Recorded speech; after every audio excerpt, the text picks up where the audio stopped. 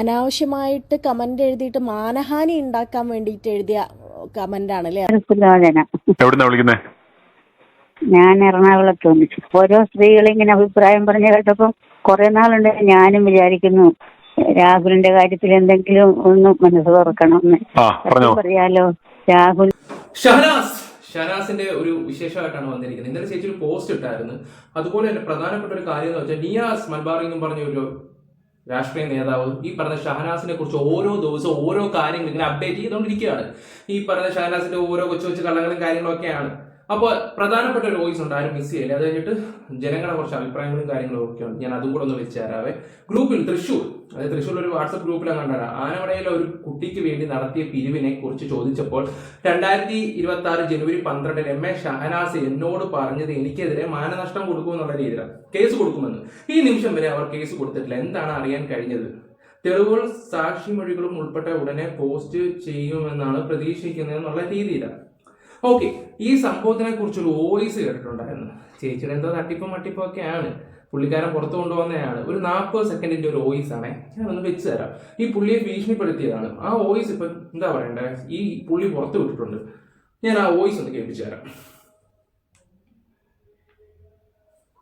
അനാവശ്യമായിട്ട് കമന്റ് എഴുതിയിട്ട് മാനഹാനി ഉണ്ടാക്കാൻ വേണ്ടിയിട്ട് എഴുതിയ കമന്റ് ആണല്ലേ? അത് എനിക്ക് കൃത്യമായിട്ട് എനിക്ക് മനസ്സിലായിട്ട് പോലും ഇല്ല. അതാ ഞാൻ നിങ്ങളുടെ ഇൻബോക്സിൽ വന്നിട്ട് ഞാൻ ചോദിക്കുന്നത് എന്താണ് കാരണം, എന്താ അങ്ങനെ ഒരു കമന്റിന്റെ കാര്യം എന്താണെന്ന് ഞാൻ ചോദിച്ചത്.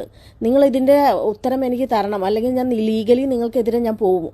എന്നെക്കുറിച്ച് അടിസ്ഥാന വിരുദ്ധമായിട്ട് എനിക്ക് മാനഹാനി ഉണ്ടാക്കുന്ന രീതിയിൽ കമന്റ് ഇട്ടതിനും നിങ്ങൾ ഈ പറഞ്ഞ സാധനങ്ങൾക്ക് ഉറപ്പാണിത്. നിങ്ങൾ കൃത്യമായിട്ട് ഈ കാര്യങ്ങൾ പറഞ്ഞതിന് എനിക്ക് നിങ്ങൾ ഡീറ്റെയിൽസ് തരണം. ബിന്ദു അല്ല, ആരാണ് ഞാൻ ചോദിക്കാം, ബിന്ദേച്ചിനോടൊപ്പം ഞാൻ ചോദിക്കാം.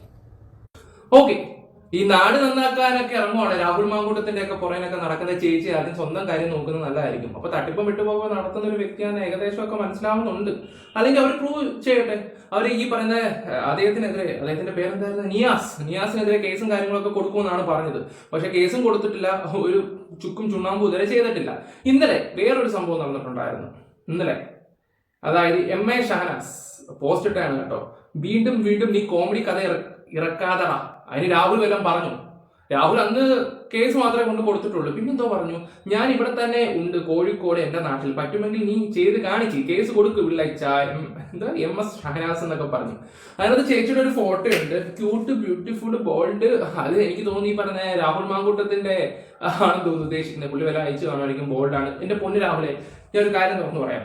രാഹുൽ ഇവള് ബോൾഡാണെന്ന് പറഞ്ഞ് രാഹുൽ മെസ്സേജ് അയച്ചിട്ടുണ്ടെങ്കിൽ നിങ്ങൾ ലോകമണ്ടനാന്നേ ഞാൻ പറയത്തുള്ളൂ. ഉള്ള കാര്യം തുറന്നു പറയാലോ, വേറൊന്നും കൊണ്ടല്ല. ഇവക്കൊക്കെ പോയി, കാരണം അന്നത്തെ ഒരു ഇതുണ്ടായിരുന്നല്ലോ, ഒരു ചാനൽ ചർച്ചയിലൂടെ തന്നെ മനസ്സിലായതാ ഒരു വിവരം കെട്ട ഒരു ആള്. അത്രേ ഞാൻ പറയത്തുള്ളൂ. കാരണം എന്താണ് പറയുന്നത്, എന്താണ് ചിന്തിക്കുന്നതെന്ന് പോലും മനസ്സിലാക്കാൻ പറ്റാത്ത ഒരു ക്യാരക്ടർ. സീരിയസ് ആയിട്ട് ഞാൻ തുറന്നു പറയാണ്. കാരണം പറയുന്നതെല്ലാം പൊട്ടത്തെറ്റ്.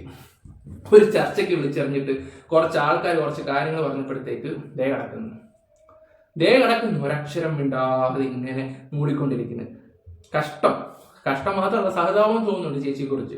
പിന്നെ പാലക്കാട് ജനങ്ങൾ സംസാരിക്കുന്നതിന്റെ കുറച്ച് വോയിസും കാര്യങ്ങളൊക്കെ ഉണ്ട്. ഒരു ചാനലിൽ നിന്ന് കിട്ടിയതാണ്. നിങ്ങൾക്കും കൂടെ ഒന്ന് വെക്കാവുന്നതായിട്ട് എന്റെ സബ്സ്ക്രൈബേഴ്സിന്. നിങ്ങൾ കേട്ട് കാണുമായിരിക്കും, എന്തായാലും കേൾക്കുക. ഞാൻ നിങ്ങൾക്ക് പാലക്കാട്ടിലെ ജനങ്ങൾ പറയുന്നത്, അതുപോലെ നിങ്ങൾക്ക് ആർക്കെങ്കിലും എന്തെങ്കിലും പറയാനുണ്ടെങ്കിൽ എന്റെ വാട്സപ്പിലോ അല്ലെങ്കിൽ ഈ പറയുന്ന ഇൻസ്റ്റാഗ്രാമിലോ വോയിസോ കാര്യങ്ങളോ നിങ്ങളുടെ അഭിപ്രായങ്ങൾ തുറന്നു പറയാം. ഡാനയുടെ ചാനലിൽ കൂടെ പോയി വള്ളി കിട്ടും അങ്ങനെ ഒന്നും കരുതേണ്ട ആവശ്യമൊന്നുമില്ല. നിങ്ങൾക്ക് ധൈര്യമായിട്ടാണ് നിങ്ങളുടെ അഭിപ്രായങ്ങൾ നിങ്ങൾക്ക് എവിടെ വേണമെങ്കിലും പറയാം. നമ്മുടെ ചാനലിലോടാണെങ്കിൽ അങ്ങനെയെങ്കിൽ അങ്ങനെ.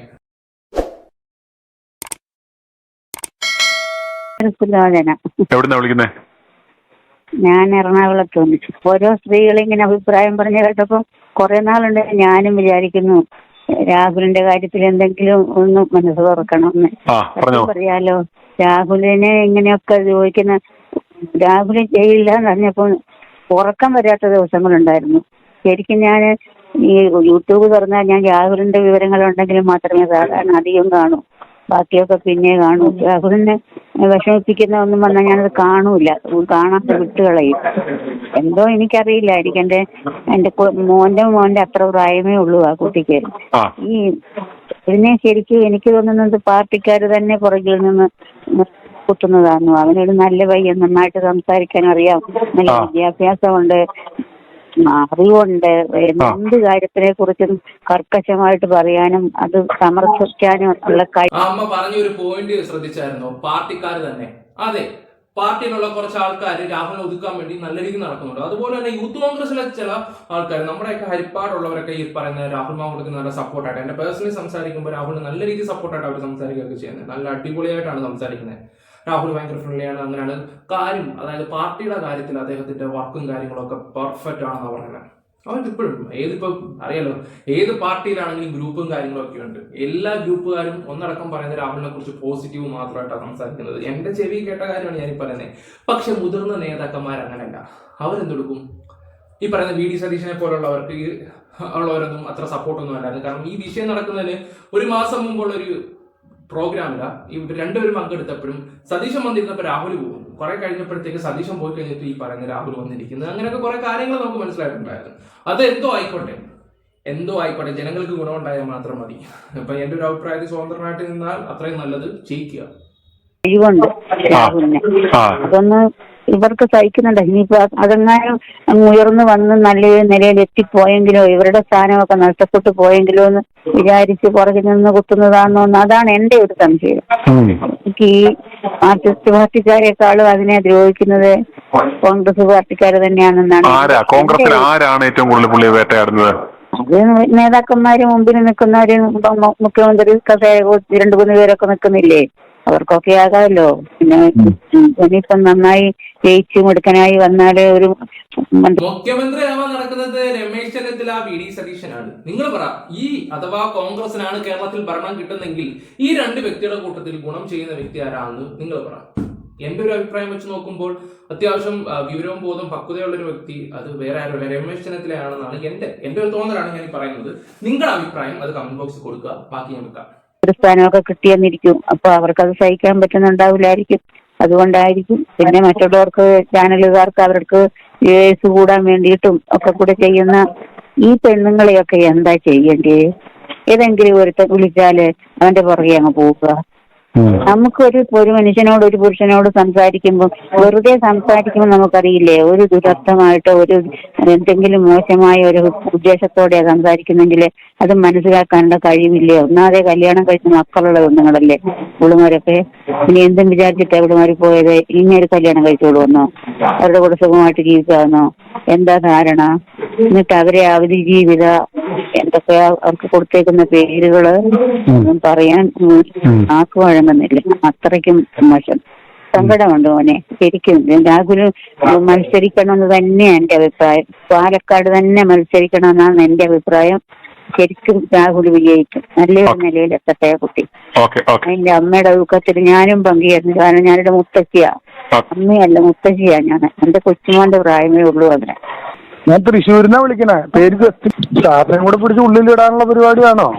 അത് പരമാവധി ഒരമ്മയുടെ വാർത്താനം കിട്ടില്ല, മുത്തശ്ശിയാണ്. എന്റെ കൊച്ചുമോന്റെ പ്രായമുള്ളതെന്നാണ് പറഞ്ഞത്. ഓരോ വ്യക്തികളുടെ അഭിപ്രായങ്ങളും കാര്യങ്ങളൊക്കെ നിങ്ങൾ കേട്ടല്ലോ. ഇനി ഒരു തൃശ്ശൂർക്കാരന്റെ ഒരു വോയിസ് ഉണ്ട് കേട്ടോ, അതും കൂടെ ഞാനൊന്ന് വെച്ചു തരാവേ.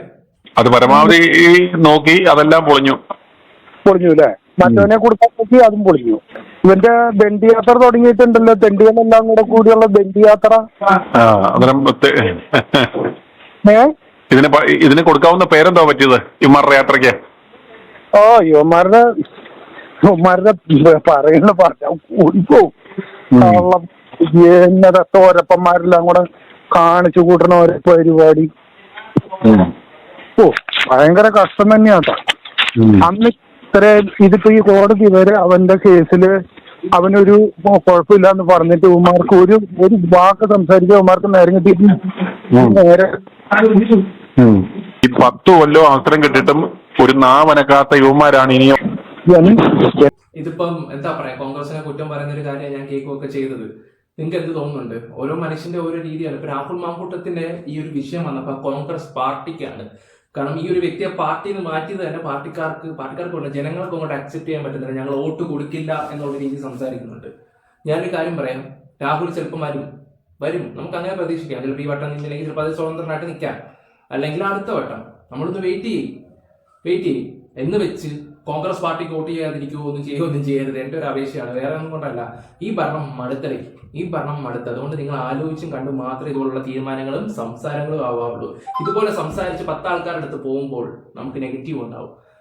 കേരളക്കാർ പിന്നെയും ദുരന്തത്തിലോട്ടായിരിക്കും പോകുന്നത്. സോഷ്യൽ മീഡിയ ഒരുത്തന്റെ വോയിസ് അതൊക്കെ ഒരു നല്ല റീച്ച് ഉള്ള ഒരു ചാനൽ ഇട്ട് കഴിഞ്ഞാൽ അതൊരു ലക്ഷക്കണക്കിന് വ്യൂ പോയി കഴിഞ്ഞാൽ അത്ര ആൾക്കാർ നെഗറ്റീവ് അടിച്ച് ചിലപ്പോൾ അതായത് ഒരു 100 പേര് വോട്ട് മാറ്റി ചിന്തിച്ചാൽ അത് അത്രയും പ്രശ്നത്തിലേക്ക് ചെന്നെത്തത്തുള്ളൂ. അതും കൂടെ നിങ്ങളൊന്ന് ആലോചിച്ച് നോക്കുന്നത് നല്ലതായിരിക്കും. പിന്നെ മാഷെ, അല്ലാതെ എന്തേലും കാര്യങ്ങളാണ് ഇവർക്ക് ചർച്ച ചെയ്യാൻ വേണ്ടിയിട്ടുള്ളത്. ആ ഒരു കാര്യം ഇവർക്ക് ചർച്ച ചെയ്യണ്ട. മറ്റോ ഒപ്പത്തി നാർക്കിട്ടൊക്കെ തൊഴിക്കാൻ പറ്റുമോ എല്ലാത്തിൻ്റെ കാര്യം മടക്കി തൊഴിച്ചുകൊണ്ടിരിക്കുക. നമ്മളൊക്കെ ഇവരെയൊക്കെ എങ്ങനെ ഇതിനു വേണ്ടിയിട്ട് ജയിപ്പിച്ചു വിട്ടു? ഈ ജയിപ്പിച്ചു വിട്ട നമ്മുടെ വലിയ ഉരിഞ്ഞു പോവാ. എന്താ അക്രമം ഇവർ കാണിച്ചിരിക്കുന്നത്? ഇങ്ങനെ പോയി ഇവർ ഏത് എങ്ങനെയാണെന്നുള്ളത് പോലും അറിയില്ല. ഇതൊക്കെ ആ കപ്പലിൽ പോയിരുന്നിട്ട് അങ്ങോട്ടും ഇങ്ങോട്ടും അടി ഉണ്ടാക്കാം. നമുക്ക് വേണ്ട ഒരു കാര്യം പോലും ഇവർക്ക് സംസാരിക്കാനോ എടുക്കാനോ നേരം കിട്ടുന്നില്ല. ഒരു കാര്യം എന്തെങ്കിലും ഒരു കാര്യത്തിന് വേണ്ടിയിട്ട് ഒരു തീരുമാനം ഉണ്ടാക്കും. ഇതിപ്പോ പാലക്കാട് കണ്ടില്ലേ, ഈ ജനങ്ങള് ഇവൻ എന്ത് ചെയ്തു ഇവന് ഒരു കൂട്ടം ചെയ്തിട്ടില്ല. ഈ പെൺകുട്ടികൾ ഉണ്ടാക്കി വെച്ച പണിയല്ലേ. അതിനിപ്പം മര്യാദക്ക് വിളിച്ചു പറയാൻ തുടങ്ങിയപ്പോ തന്നെ എല്ലാത്തിന്റെ തൊലി ഇല്ലാൻ തുടങ്ങിയില്ല. ഇപ്പൊ ആന്റണിക്കെതിരെ മറ്റേ 2 കോടിയുടെ ഇത് വന്നിട്ടില്ലേ, അന്ന് അങ്ങോട്ട് പുറത്താക്കാൻ കാണിക്കാത്ത ഇവന്റെ പേരിൽ പുനർജനി കേസ് വന്നു. ഇതിനെന്താ മാറിയിക്കാത്ത? ഈ കേസ് വരുമ്പോ മാറിയിക്കാൻ കേക്കച്ചനും ടീമിനും എല്ലാം ബാധകമല്ലേ ഇത്? എന്നിട്ട് അവര് ആദർശം പറഞ്ഞുകൊണ്ട് നിൽക്കുക. ഞാൻ പറയുന്നത് അവൻ പാലക്കാട് കാട്ടയ്ക്ക് നിൽക്കണവൻ, അതിന് സീറ്റ് കൊടുക്കില്ല നിൽക്കണേ. പുനർജനി കേസ് കേട്ടില്ല, വി.ഡി. സതീശൻ നിരപരാധിയാണെന്ന് ഏകദേശം തെളിഞ്ഞിട്ടുണ്ടായിരുന്നു. അത് രാഹുൽ മാങ്കൂട്ട് ഉൾപ്പെടെ അതിനെക്കുറിച്ച് സപ്പോർട്ട് ചെയ്ത് സംസാരിച്ചിട്ടുണ്ടായിരുന്നു ഈ അടുത്ത സമയത്ത്. അത് കഴിഞ്ഞിട്ടാണ് ഈ പറഞ്ഞ രാഹുലിനെ അറസ്റ്റ് ചെയ്തത്. അതുകൊണ്ട് ഈ വിളിക്കുന്നവർ അങ്ങനെയുള്ള കാര്യങ്ങളൊക്കെ പരമാവധി കാര്യങ്ങൾ അന്വേഷിച്ചിട്ട് വിളിച്ചാലായിരിക്കും കുറച്ചും കൂടെ നല്ലത്. കുറെ ആൾക്കാർ കഥ അറിയാതെ സംസാരിക്കുന്നുണ്ട്. ഓക്കെ, നമുക്ക് അടുത്ത വ്യക്തിയുടെ വോയിസ് കേൾക്കാം. കോഴിപ്പുറം പഞ്ചായത്തിൽ നിന്നാ. എന്റെ പേര് മോഹൻ. ഞാൻ പറയാൻ പോകുന്നത് 140 മണ്ഡലത്തിലും ഈ രാഹുലിന്റെ സ്ഥാനാർത്ഥികളെ നിർത്തുക. ഈ വി.ഡി. സതീശൻ മുഖ്യമന്ത്രിയാകുവാണെങ്കിൽ 10 കൊല്ലം പിണറായി വിജയന്റെ ഭരണം കണ്ട് ഇവന് മീതെ ഒരുത്തനും ഒന്നും പറയുന്നവനെ ഇവൻ കേസിൽ പിടിപ്പിക്കും. ഇവൻ മുഖ്യമന്ത്രി ആഭ്യന്തരം കൂടി ഇവൻ കൈകാര്യം ചെയ്യാനാണ് ഈ നാറിരിക്കുന്നത്. അങ്ങനെ കേരളത്തിലെ ജനങ്ങൾ പോയി കടലിൽ ചാടിയാൽ മതി. അല്ല, നമുക്കൊരു മെമ്മോറാണ്ടം തയ്യാറാക്കിയിട്ട് ഈ സോണിയാഗാന്ധി കഴിക്കാമല്ലോ. സോണിയാഗാന്ധി, രാഹുൽ ഗാന്ധി ഒക്കെ യുവമാരുടെ അടിമകളായി. യുവമാർക്ക് ചെലവിന് കൊടുത്താലേ അവർക്ക് ജീവിക്കാൻ പോലും മാർഗമുള്ളൂ. അതവസ്ഥയിപ്പം. അത് ശരി സാറേ, ഇത് പറയുന്നത് പോലെ 67 വയസ്സുണ്ട് എനിക്ക്. പശുവും കിടാവും അടയാളം തൊട്ട് പോയി ഒരു കമുക് വെട്ടിയൻ 25 രൂപ ഞങ്ങളുടെ അച്ഛൻ ഫീസ് അടച്ച കാലമുണ്ട്. എന്റെ ഭാര്യ ഒരു പഞ്ചായത്ത് മെമ്പറായിരുന്നു കോൺഗ്രസിന്റെ. ആ മെമ്പർ രണ്ടാമത് നിർത്തി ഇവര് കാലിമാരിയവരാണ് ഈ കോൺഗ്രസ്സുകാര് ചിലര്. എല്ലാവരെയും നമുക്കറിയാം, ഇവിടങ്ങളിലുള്ള എല്ലാവരെയും നമുക്കറിയാം ഇവരുടെയൊക്കെ തരങ്ങളൊക്കെ. പക്ഷെ ഒരുത്തനെ മുന്നോട്ട് വിടത്തില്ല. ഇവൻ ആഭ്യന്തരം മന്ത്രിയുമാകണം, ഇവൻ മുഖ്യമന്ത്രിയുമാകണം ഈ രാഹുൽ. ഇവൻ ആരെയാണ് പേടിക്കുന്നത്? ചാവി ആരെയാണ് പേടിക്കുന്നത്? സത്യമാണ് പറയുന്നത്. ഇവര് ഈ കോൺഗ്രസിന്റെ അകത്തു നിന്ന നട്ടല്ല, അവരവർ അധികാര മോഹത്തിന് വേണ്ടി മാത്രം, അധികാര മോഹത്തിന് വേണ്ടി ഇവരെയൊക്കെ പേടിച്ചാണ് മറ്റുള്ള അണികളൊന്നും മിണ്ടാത്തത്, നേതാക്കന്മാരും. കാര്യം സീറ്റ് അടുത്തവർക്ക് കിട്ടാൻ വേണ്ടി മോഹിച്ച് പിണറായി വിജയനോട് ആദ്യം പറയാത്തത് MA ബേബിയെ